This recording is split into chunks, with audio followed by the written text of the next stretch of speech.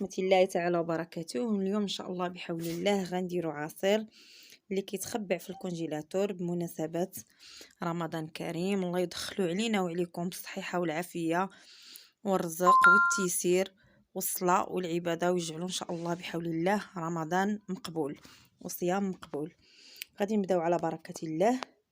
بالنسبة للحامض عندي هنا 3 كيلو، والحامض خصو يكون القشره اللي كتكون شويه رقيقه على هذا الشكل، ما تكونش القشره ديالو غليظه باش كيكون فيه الماء. انا قلت لكم عندي 3 كيلو.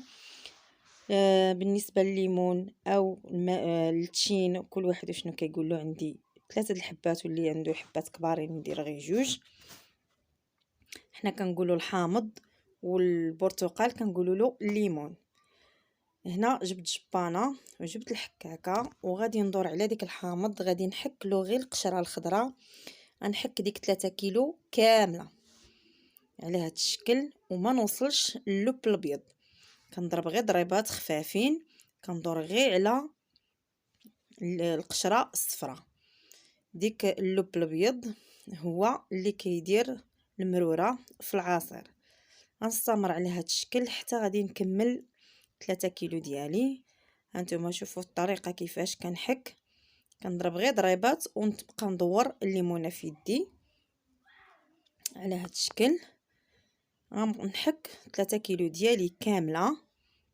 هانتوما راه يعني كيبقى واحد شويه د الاطراس ديال القشره باش ما نوصلش لديك اللب الابيض. بعد ما كملت هانتوما 3 كيلو ديالي، هذا هو القشور اللي عندي ديال الحامض انا كملته. غادي نشد البرتقال وحتى هما غادي نحك لهم هاد 2 القشره ديالهم.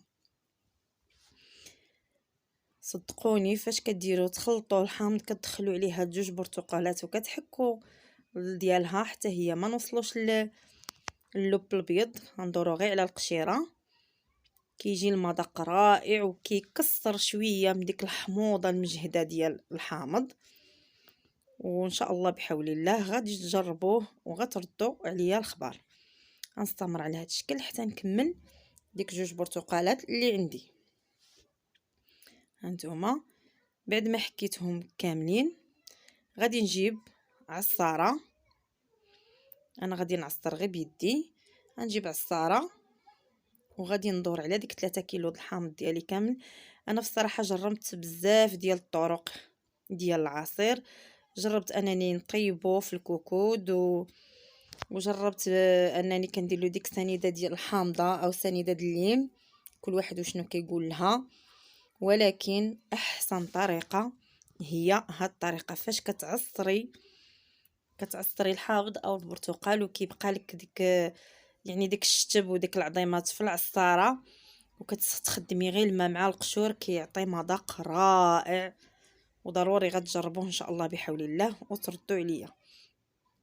غادي نستمر نيت، غادي نكمل الكميه اللي عندي كامله بالنسبه للحامض وديك 3 ديال البرتقالات. هانتوما معايا. وديك العصير اللي كنعصر كنخويه على ديك القشور.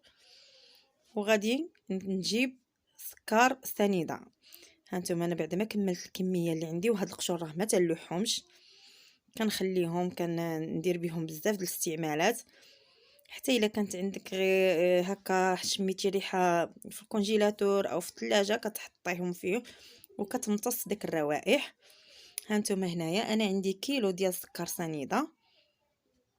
بالنسبه للسكر سنيده او سنيده، عندنا كل كيلو كنديروا فيه نص كيلو ديال السكر سنيده. صدقوني راه ما كيجيش السكر يعني زايد. بالنسبه ملي كتبغي تخلطي راه كيما كتزيديش كاع سنيده. هاد الكيلو غادي ندير غير النص ديالو، يعني 3 كيلو غتدخل لي فيها كيلو ونص ديال السكر سنيده. هانتوما معايا. غادي ندير النص ديال الباكيه. انا تعمدت نوريكم الباكيه ديال السنيده باش نعطيكم العبار مضبوط. هانتوما انا درت النص وبقى النص ديال الكيلو الاخر.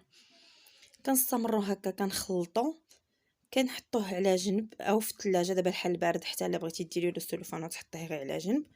ومره كدوري يدك فيه، كدوري يدك فيه عاوتاني تجلسي شويش وعاوتاني تدوري يدك فيه حتى كيذوب داك السكر سنيده ما كيبقاش الاثار ديالو.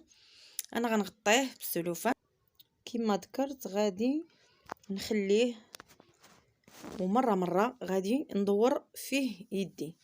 بالنسبه لي انا درته في العشيه وغنخليه حتى لغدا في العشيه، يعني الصباح عندي شغل واحد اخر غادي نخليه شحال ما خليتيه ما كتخافيش عليه.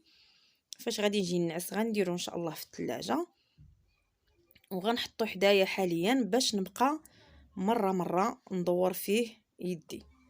هانتوما على هاد الشكل هو مغطي، وغادي نخليه.